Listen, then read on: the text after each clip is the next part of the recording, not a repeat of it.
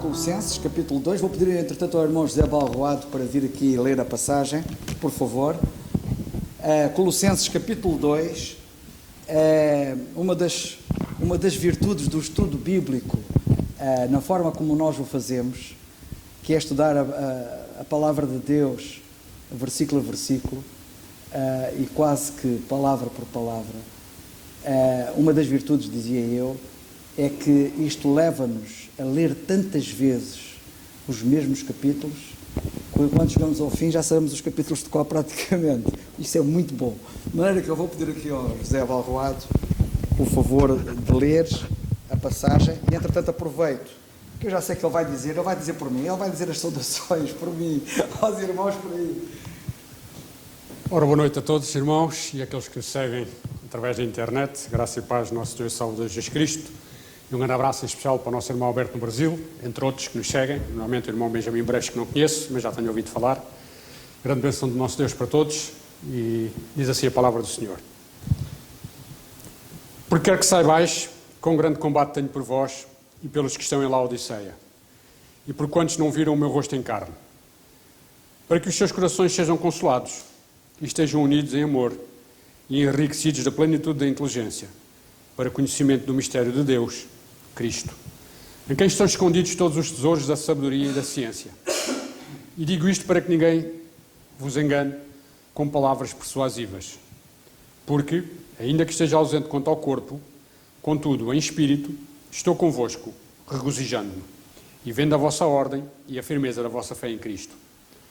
Como, pois, recebeste o Senhor Jesus Cristo, assim também andai nele, arraigados e sobreedificados nele, e confirmados na fé, assim como fostes ensinados, abundando em ação de graças, tendo cuidado para que ninguém vos faça presa sua, por meio de filosofias e vãs subtilezas, segundo a tradição dos homens, segundo os rudimentos do mundo, e não segundo Cristo. Porque nele habita, corporalmente, toda a plenitude da divindade, e estáis perfeitos nele, que é a cabeça de todo o principado e potestade, no qual também estáis circuncidados, com a circuncisão não feita por mão, no despojo do corpo da carne, a circuncisão de Cristo, sepultados com ele no batismo, nele também ressuscitaste pela fé no poder de Deus, que o ressuscitou dos mortos. E quando vós estáveis mortos nos pecados e na incircuncisão da vossa carne, vos vivificou, juntamente com ele, perdoando-vos todas as ofensas, havendo riscado a cédula que era contra nós, nas suas ordenanças, a qual de alguma maneira nos era contrária, e a tirou do meio de nós, cravando-a na cruz. E, despojando os principados e potestades, os expôs publicamente, e deles triunfou em si mesmo. Portanto, ninguém vos julgue pelo comer, ou pelo beber, ou por causa dos dias de festa, ou da lua nova, ou dos sábados, que são sombras das coisas futuras, mas o corpo é de Cristo. Ninguém vos domina seu bel prazer, com pretexto de humildade e culto dos anjos, metendo-se em coisas que não viu, estando de balde inchado na sua carnal compreensão, e não ligado à cabeça, da qual todo o corpo, provido e organizado pelas juntas e ligaduras, vai crescendo em aumento de Deus. Se, pois, estáis mortos com Cristo, quanto aos rudimentos do mundo, porque vos carrego ainda de ordenanças, como se vivesseis no mundo, tais como, não toques, não proves, não manuseies, as quais coisas todas parecem, pelo uso, segundo os preceitos e doutrinas dos homens, as quais têm, na verdade, alguma aparência de sabedoria, em devoção voluntária, humildade e em disciplina do corpo, mas não são de valor algum, senão para a satisfação da carne. Amém. Passamos ao nosso irmão Alberto. Vamos então, irmão Alberto, faça favor. A palavra e o púlpito é seu.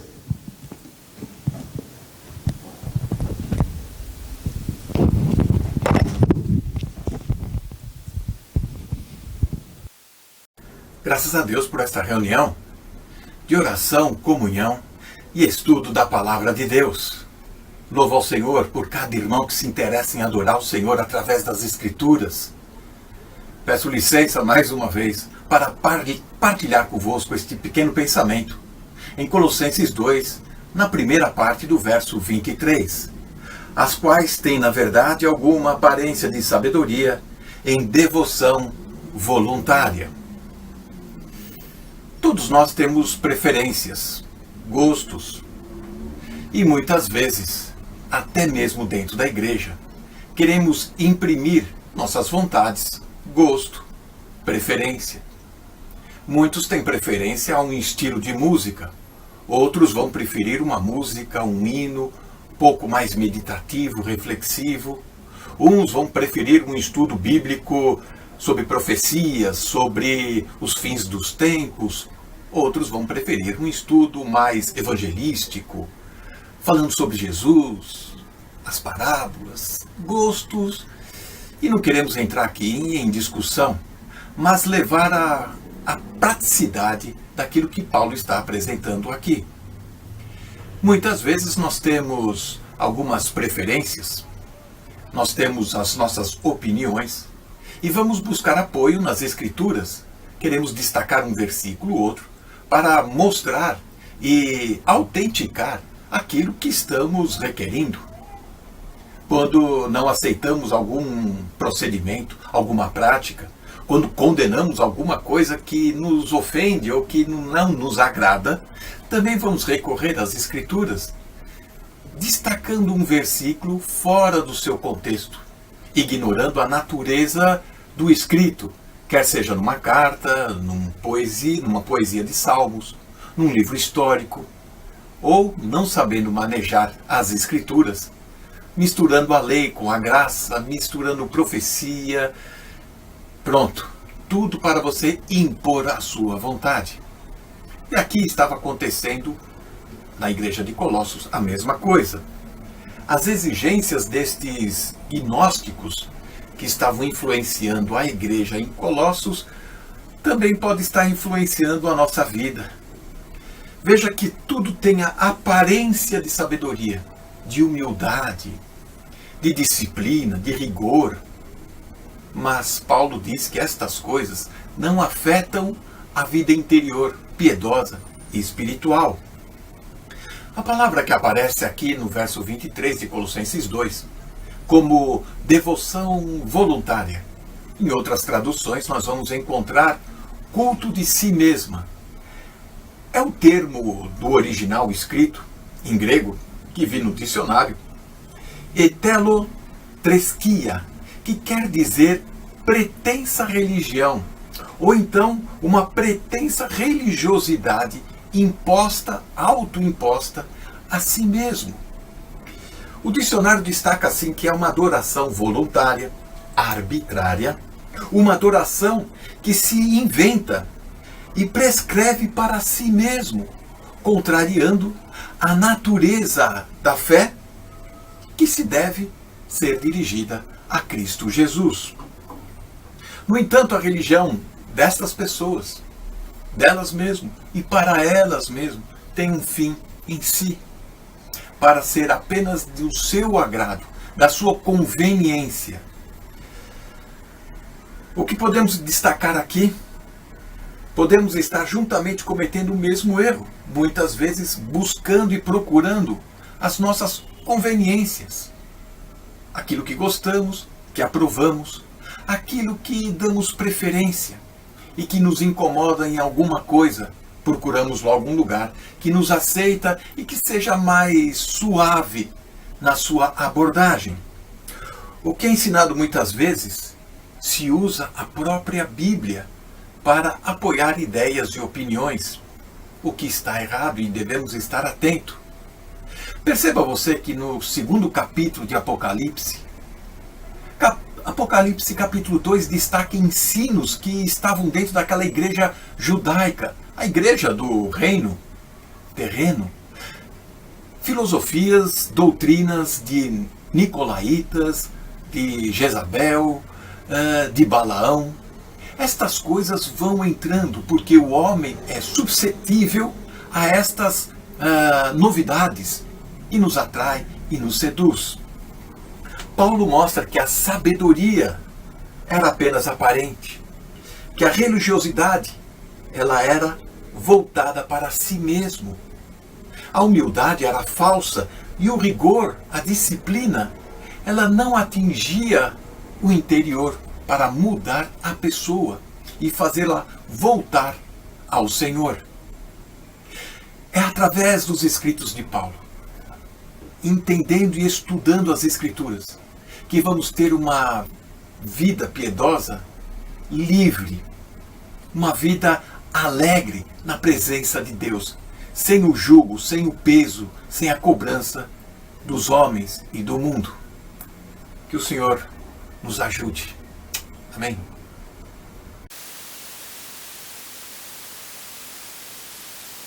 Ouvimos do nosso irmão Alberto, a quem eu envio também um abraço,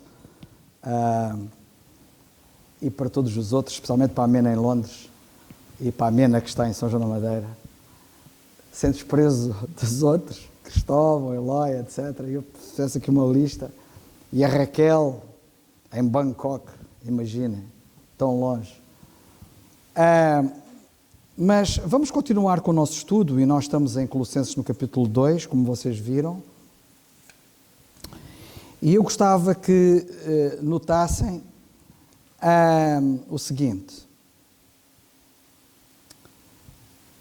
Quando no versículo 23 nós lemos aqui, as quais têm na verdade alguma aparência de sabedoria, em devoção voluntária, humildade, em disciplina do corpo, mas não são de valor algum, senão para a satisfação da carne. Eu quero que vocês reparem no seguinte, nós já tivemos vários pensamentos sobre isto, especialmente na semana passada, e agora voltamos também a ter, mas eu gostava que vocês reparassem no seguinte, nós temos aqui o perigo de podermos estar preocupados com a nossa aparência, e já ouvimos pensamentos sobre isso muito esclarecedores, podemos estar muito preocupados com a nossa aparência, e que diz aqui a Bíblia, temos preocupações que produzem uma determinada aparência, que diz o apóstolo, não têm valor. Nem valor algum, e só serve para a satisfação pessoal da carne. Nós já vimos vários pensamentos sobre o perigo das aparências. E como é que há muitos que vivem para a aparência, etc. Mas eu hoje quero dedicar-me não ao que está mal, que é a aparência, mas ao que está bem. Então, se eu tenho que ter cuidado em não estar a viver em função de uma aparência, eu devo viver em função de quê? Do ser. Do ser. O contraste da aparência é a essência, é o ser. Sermos. Já muitas vezes ouvimos falar-se acerca do ser e do ter, que é mais importante o ser do que o ter. Agora estamos a ver que é mais importante o ser do que o parecer da aparência. E, portanto, eu quero-vos falar da essência. E eu gostava de começar por dizer o seguinte, a aparência, esta aparência aqui referida e que não é recomendável, aponta para o próprio. Esta preocupação da aparência aqui referida é para que a pessoa em questão fique bem na fotografia. Ora, nunca a Bíblia diz para nós ficarmos bem na fotografia. O que a Bíblia mostra é que quem deve estar na fotografia é o Senhor. Nós temos é que aparentar, temos é que revelar, melhor do que aparentar, Cristo. E não é projetarmos a nós próprios. Nós temos é que projetar Cristo. E se a nossa aparência não aponta para Ele, algo vai mal no reino de Sua Majestade, que somos nós, não é?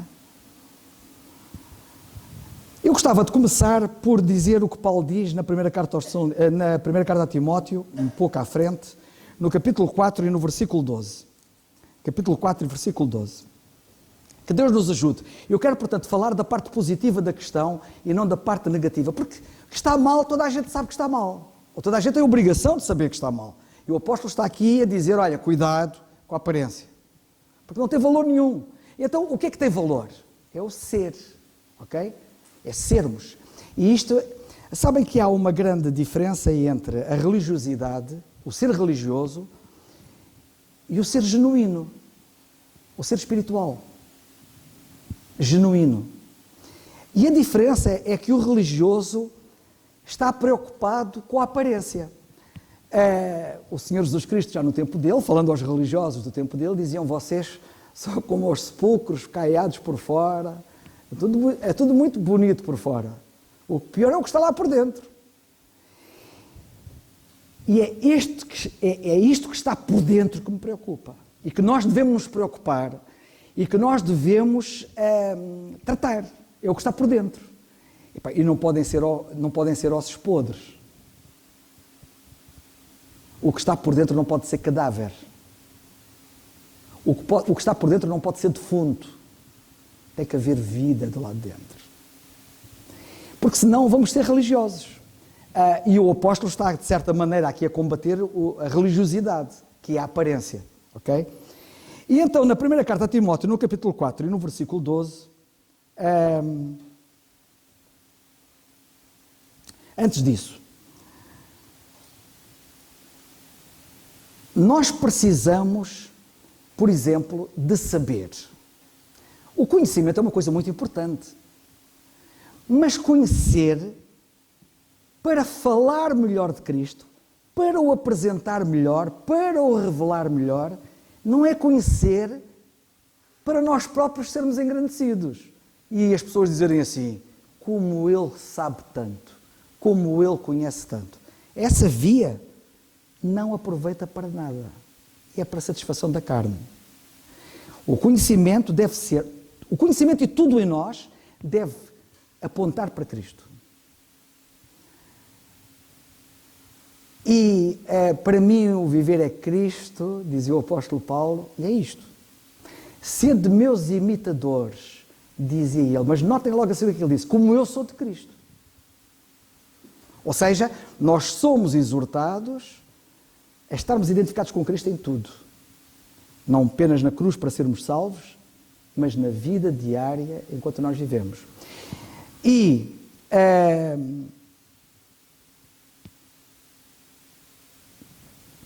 precisamos de revelar humildade para que Cristo cresça em nós. Só sendo humildes é que Cristo cresce em nós. Dizia João Batista que ele cresça e que eu diminua. E esta questão de eu crescer, se eu crescer, Cristo vai diminuir. E a aparência aqui revelada fala-nos de um crescimento desajustado, que é o crescimento do ego, o crescimento da própria pessoa.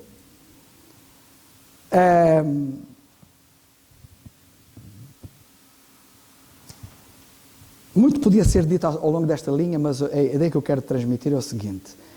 Quando as pessoas olham para nós, vivamos de tal maneira que quando as pessoas olham para nós, não fiquem impressionadas connosco, mas com aquele para quem nós vivemos. Percebem?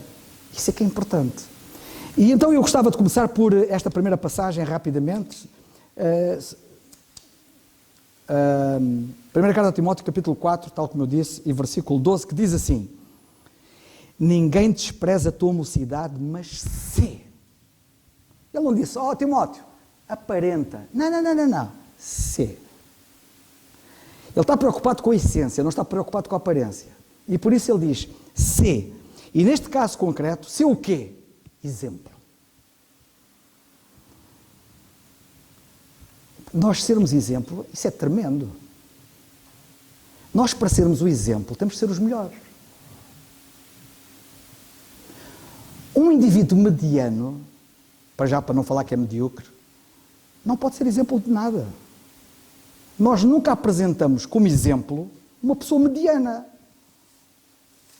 Exemplo é o melhor. Timóteo, tens que ser o melhor. Para seres um exemplo, tens que ser o melhor.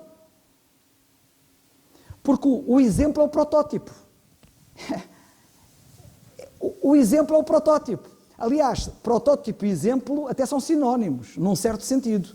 E, portanto, nós temos que ser o protótipo. Nós temos que ser aquela peça da qual derivam todas as peças. Agora vocês imaginem o que é ter uma peça com um defeito e quero fazer derivar todas as peças que eu vou produzir daquela peça com defeito. Todas elas vão sair com defeito. Portanto, o exemplo não pode ser alguém com defeito. Não me descompreendam, eu sei que nenhum de nós é perfeito. Mas quero dizer é que nós temos que ser os melhores. Seu exemplo. E, portanto, nós temos aqui o exemplo. Em segundo lugar, segunda carta a Timóteo no capítulo 4, mais à frente um pouco. Portanto, reparem como é que isto aqui é a antítese daquilo que nós estamos a ler em Colossenses. Portanto, em vez da aparência, nós temos que ser.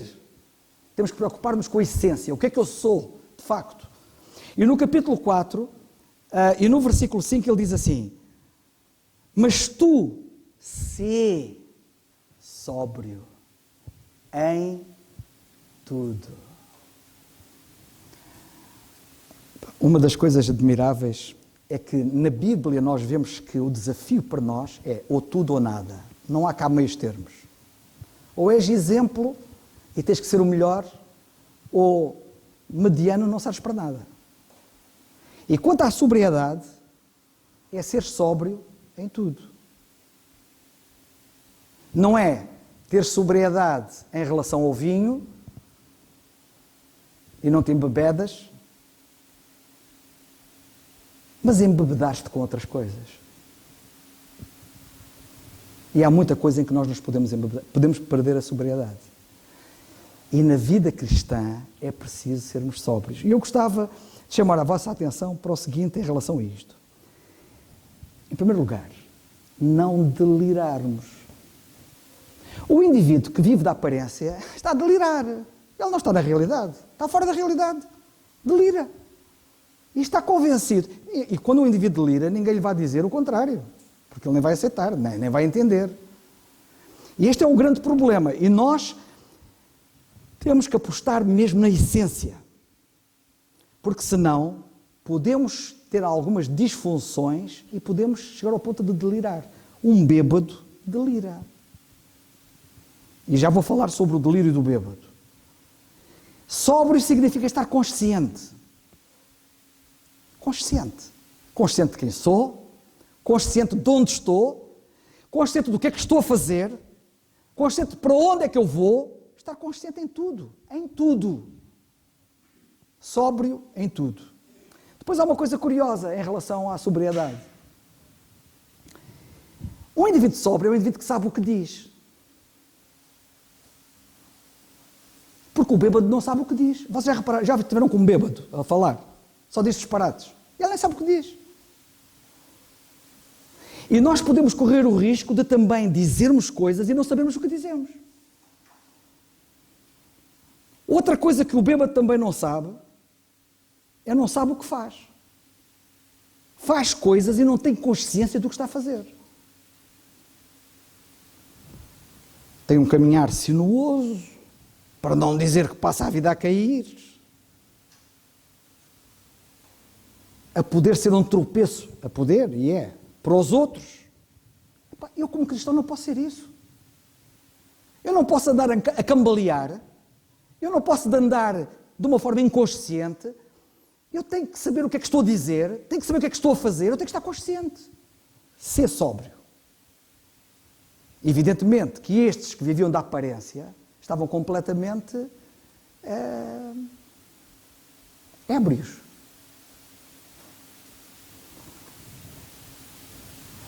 Sabem, um dos livros da sabedoria que nós temos na Bíblia, e nós precisamos ser sábios, porque no fundo o ser, a essência, é sermos sábios.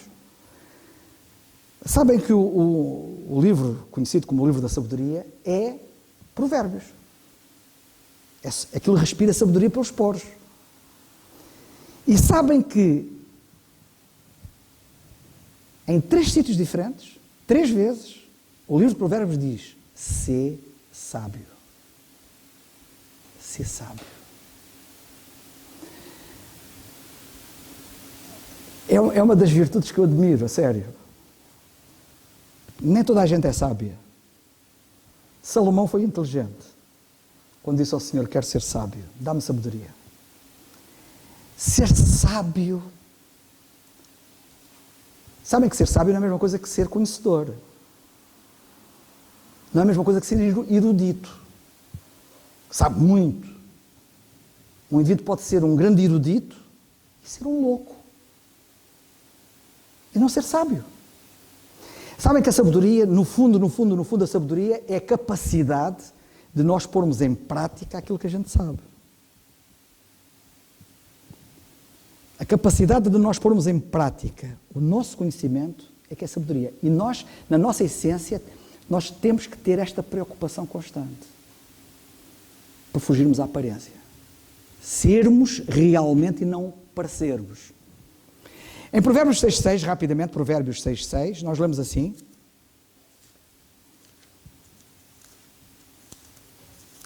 Provérbios 6.6: vai ter com a formiga, ó preguiçoso, olha para os caminhos, para os seus caminhos, e sê sábio. Já viram? Olha para os seus caminhos e sê sábio.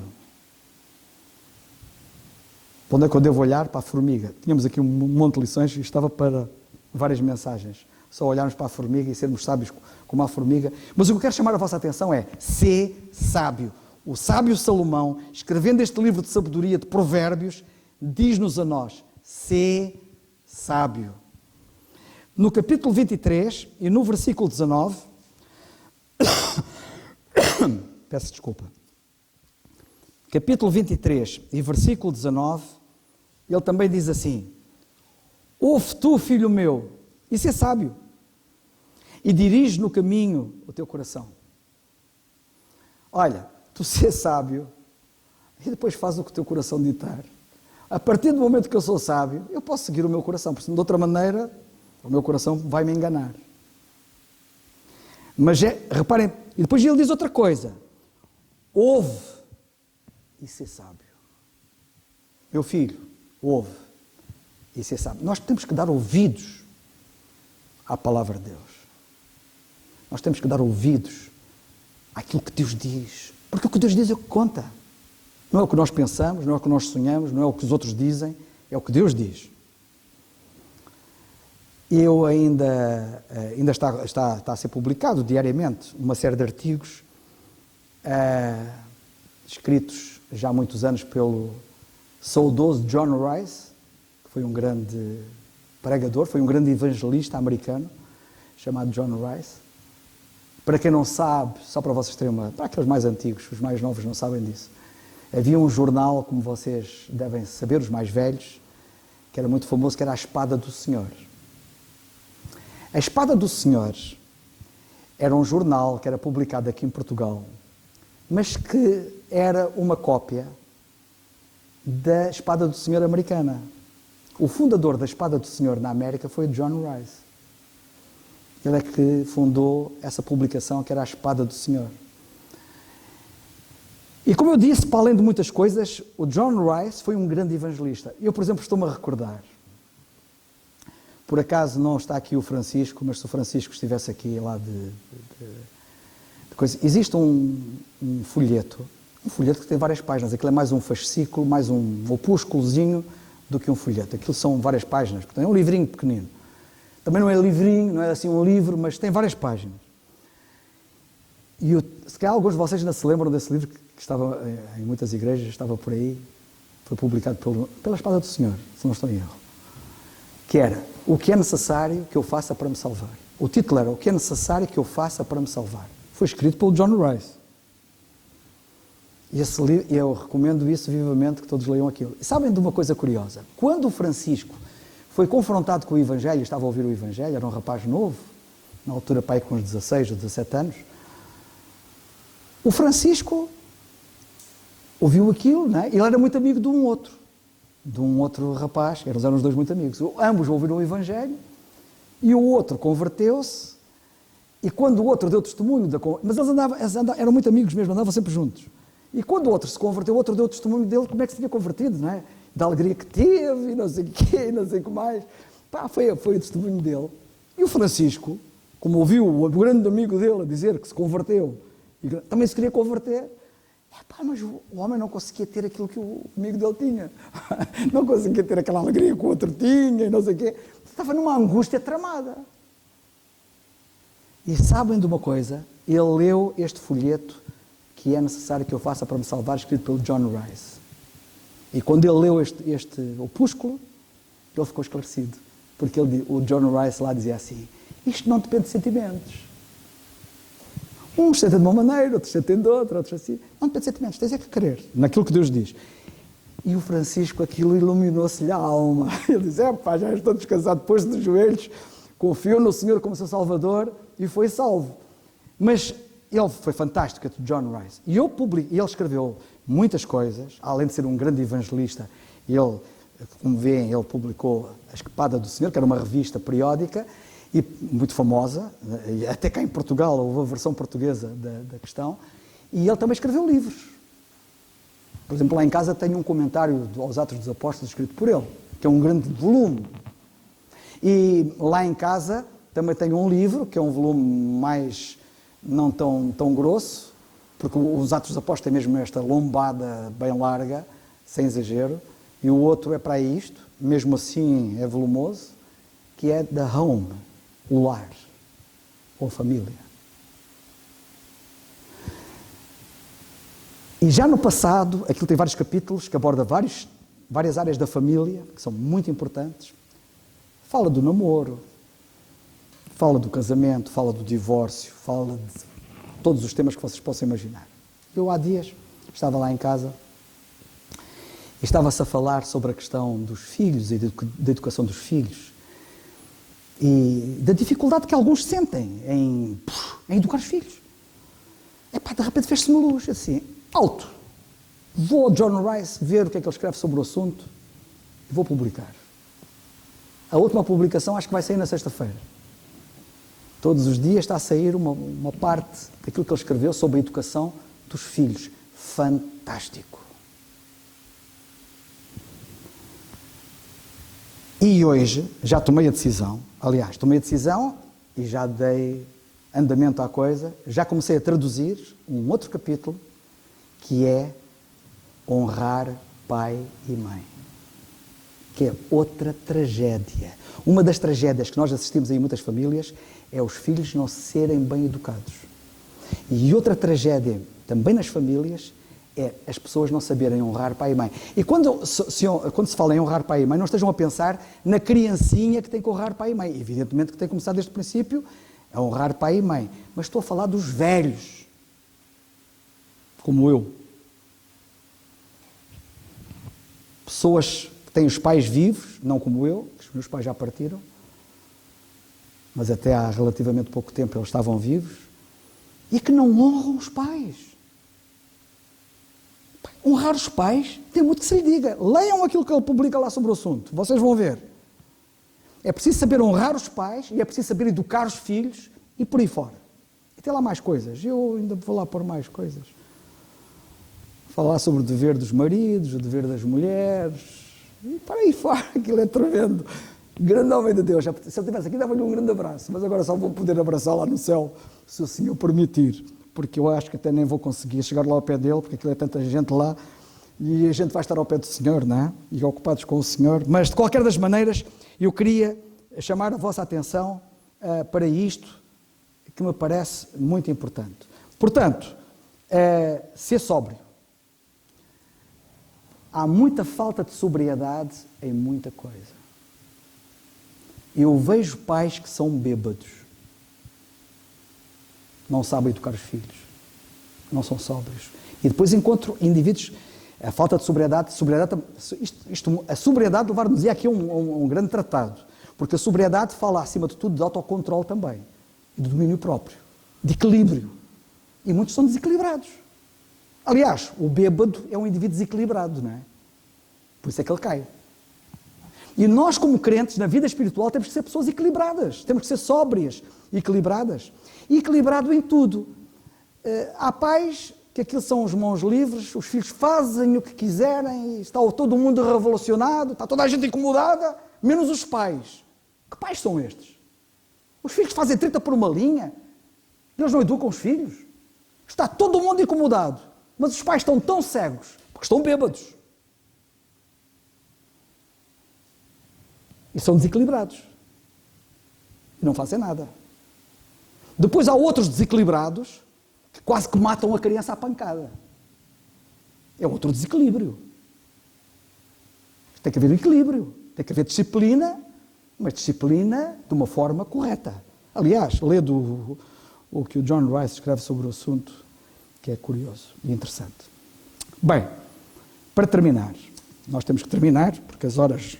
Não estou tempo, mas não quero também amassar-vos muito. Mas há mais coisas que temos que nos preocupar com o ser. Nós, ao preocupar-nos com o ser, temos que ser os melhores, temos o exemplo. Ao preocupar-nos com o ser, temos que ser sóbrios, temos que ser equilibrados, temos que ser, não podemos, enfim, já falei sobre o assunto. Mas há outra coisa, que é em Romanos 12, vamos a Romanos 12. O apóstolo Paulo preocupa-se muito com o ser. Ele até está a dizer, cuidado com a aparência. Mas ele, em muitos sítios, ele diz o que é que nós devemos, de facto, revelar na nossa essência. E uma das coisas que devemos revelar, em Romanos, no capítulo 12, lemos assim no versículo 11, alegrai-vos na esperança, sede pacientes.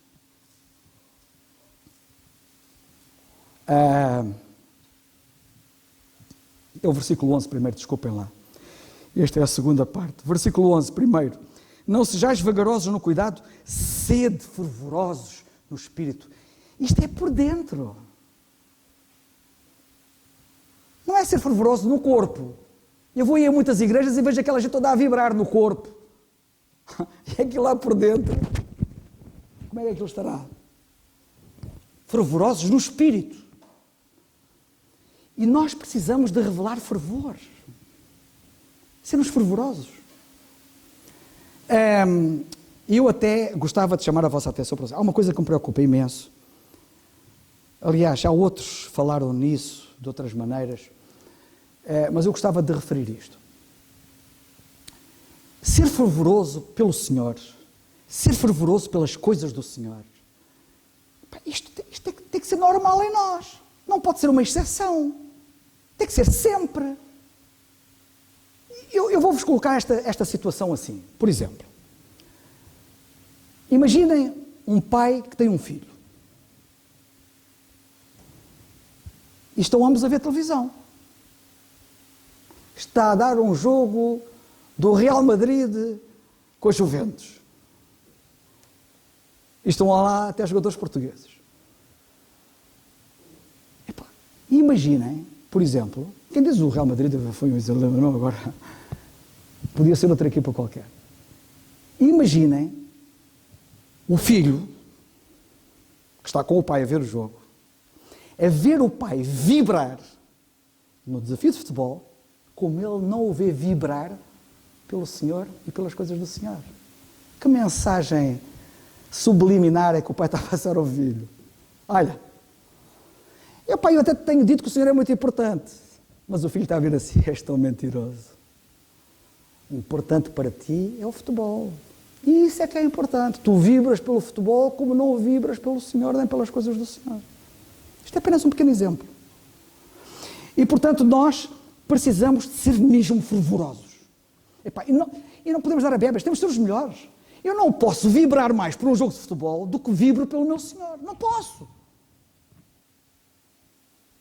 Eu gosto de futebol, eu fui sempre desportista, desde miúdo, que pratiquei desporto, várias modalidades desportivas, entre as quais o futebol, até era canhoto e marcava muitos golos, e até gostavam de ser porque eu estivesse na equipa deles. Mas não posso vibrar mais por estas coisas do que pelo Senhor. O versículo 12 diz, sede pacientes. Sede pacientes, que é outra coisa que faz tanta falta a tanta gente. É ser paciente. Precisamos ser pacientes. Mas é o Senhor que nos dá essa graça. Precisamos fazer a sério. Vocês vão descobrir uma coisa. Olha, eu vou-vos dizer uma coisa, vou-vos contar um segredo. Querem um segredo? Vocês não se preocupem Epá, agora tenho que estar sóbrio. Não me posso esquecer, tenho que estar sóbrio em tudo. Epá, eu tenho que ser o exemplo. Tenho que ser o exemplo. Epá, e agora eu tenho que ser fervoroso. E agora eu tenho que ser paciente. Epá, vou ficar doido. Porque se eu estiver a pensar em cada uma destas coisas, vou ficar doido. O segredo, sabem qual é? Andem perto do Senhor. E quando nós andamos perto do Senhor, tudo isto salta naturalmente, entre aspas, porque salta espiritualmente em nós. Tornamos-nos fervorosos, tornamos-nos pacientes, tornamos-nos um exemplo, tornamos-nos sóbrios e somos isso tudo que precisamos de ser. Só precisamos fazer uma coisa, é estar perto do Senhor, andar com Ele. É o segredo. Quando o apóstolo Paulo dizia, já não sou eu que vivo, é Cristo que vive em mim, é isso. É Ele que já vive em nós. E, portanto, tudo o que é qualidade nele transparece em nós. E por isso tornamos-nos um exemplo. E por isso podemos dizer, sede meus imitadores, como eu sou de Cristo. Porque Cristo vive em mim, Ele respira pelos meus poros. Mas, para terminarmos, primeira carta aos Coríntios, capítulo 11, versículo 1, eu já a referi, de cor, imitadores de Paulo, sede meus imitadores, disse ele. No capítulo 14 da primeira carta aos Coríntios, no versículo 20, que é para nós terminarmos, já vou só dizer mais uns versículos, mas é para terminarmos. No capítulo 14 e versículo 20 da primeira carta aos Coríntios, ele diz, sede meninos. Até não deve ser adulto. No mal. No mal tem que ser menino, a gente faz ao contrário. Somos adultos no mal. E somos meninos, bebés. Com leite vos criei, e não com manjar, porque não podias, nem ainda tão pouco agora podeis. Ou seja, invertemos tudo. Somos adultos, vigorosos, valentes, no mal. Quando o mal está em causa, somos os campeões. E ninguém se meta connosco, porque ninguém nos vence. Espiritualmente, somos uns bebés. Quando a Bíblia diz, sede meninos no mal. Não é? Primeira carta aos Coríntios, 11, primeira carta aos Coríntios, capítulo 14, versículo 20. Já agora deixem-me só ir lá espreitar no instante. Irmãos, não sejais meninos no entendimento, mas sedes meninos na malícia e adultos no entendimento. Fantástico. Sede. Primeira carta aos Coríntios 15, 58. É um versículo muito conhecido. Sede firmes e constantes. Sede firmes e constantes. Sabem de uma coisa? Isto dava para nós ficarmos aqui uma semana a falar no mínimo. Temos aqui duas coisas. Uma pessoa pode ser firme e não ser constante. Uma das maiores tragédias que eu vejo na Igreja de Deus na Terra é a falta de por um lado, é a falta de firmeza de alguns, que também é outra tragédia, porque alguns não são firmes, não é? E há alguns que vacilam e mudam, e têm uma rota, e depois a rota já é outra, e depois já não sei que rota é que tomam, e nós estamos a assistir continuamente, e eu que já tenho uns anos de crente, já assisti a muita falta de firmeza da parte de muitos que eu até nem esperava que isso acontecesse. Mas depois há outra coisa, constante. Isto é um dos problemas de muita gente, é que não é constante.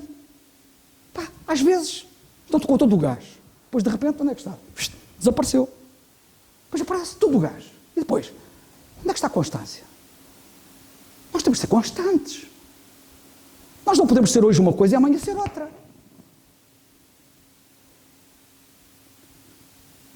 Mais uma vez repito, a nossa relação com Deus é que vai determinar tudo isto. Também quando nós andamos intimamente com Ele, tornamos-nos firmes e também nos tornamos constantes. Na segunda carta aos Coríntios, capítulo 13, versículo 11, eu cito, ele diz, sede perfeitos, sede consolados, sede do mesmo parecer. É uma coisa, temos aqui várias coisas. Sede perfeitos, muita gente não gosta de ouvir isto. Então, se é o Senhor que determina as coisas em mim, Ele ia produzir imperfeição. Não vai produzir imperfeição, de certeza. Estamos a falar do Senhor.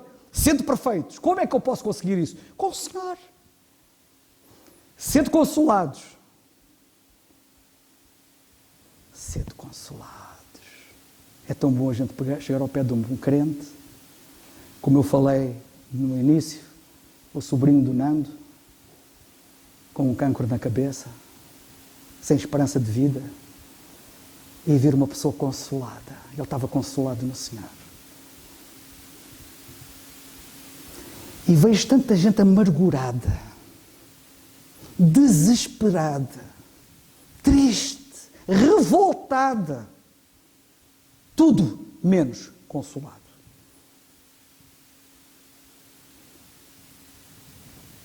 Mesmo parecer. Quando nós andamos perto do Senhor, temos o mesmo parecer.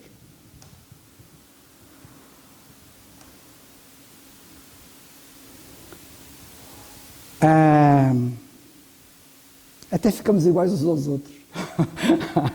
Ficamos iguais uns aos outros. Eu vou-vos contar uma coisa que um dia ali que nunca mais me esqueci. Um dia houve alguém que foi à Índia e quando foi à Índia foi fazer uma visita lá pela Índia fora, né? A Índia tem muita coisa para ver. E então entrou num templo budista. E quando entrou lá no templo budista, vocês sabem o que ele viu? Ele viu um budista que estava contemplativamente em frente a uma imagem do Buda. Então, estava a imagem do Buda, estão a ver aquela posição do Buda, né? E o budista estava em frente ao Buda, na mesma posição. E diz esse indivíduo que as pessoas que lá chegavam para visitar o templo, né, tinham dificuldade em perceber qual deles é que era o Buda. Porque ele assumiu a fisionomia, o aspecto do outro, porque estava sempre a olhar para ele. Quando nós olhamos muito para uma pessoa, começamos a ficar muito como ela. Daí nós olharmos para o Senhor, ficamos muito como o Senhor. E se formos vários a olhar para o Senhor, vamos ficar iguais uns aos outros. É isso que eu queria dizer. Bem, Efésios 4:32. Sede, outra coisa importante, benignos. Para que sejamos caracterizados por fazermos bem. Misericordiosos. Então, mas ele fez bem que ele não merece. Se ele merecesse, já não era misericórdia. Tens que revelar misericórdia. Misericórdia é não dar aquilo que o outro merece. Perdoadores. Benignos, misericordiosos, perdoadores. 3 Cs ali. E por último, mas não menos importante, e peço-vos para ler, Colossenses, devemos lá chegar. Devemos lá chegar. Não sei se a gente chegará lá nesta dispensação. Se calhar só vamos lá chegar quando já estivermos no céu. Colossenses capítulo 3, versículo 15. E a paz de Deus, que a gente tinha falado há bocado, Deus de paz, paz de Deus. E a paz de Deus, para a qual também fostes chamados em um corpo, domine os vossos corações. E sede agradecidos. É tão bom a gente ser agradecidos. Um indivíduo agradecido é um indivíduo que nunca reclama. Para ele está sempre tudo bem. Tudo é motivo de agradecimento. Até as coisas contrárias ele agradece. Que Deus nos ajude. Amém. José, veja aqui terminar, se faz favor, se não te importas.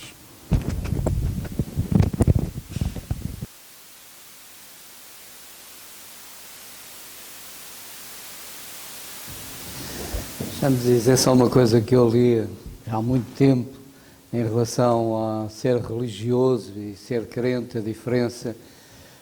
O religioso procura mudar os outros. O crente procura mudar-se a si mesmo. E mudar-se é andando com o Senhor. Só assim é que podemos de facto mudar e sermos aquilo que o Senhor quer. Que o Senhor nos ajude a sermos assim. Vamos então terminar. Senhor nosso Deus e Pai, agradecemos, Senhor, pelo privilégio que tivemos de estar aqui na Tua presença e de podermos, de facto, ouvir a Tua voz. E, Senhor, obrigado pela Tua palavra.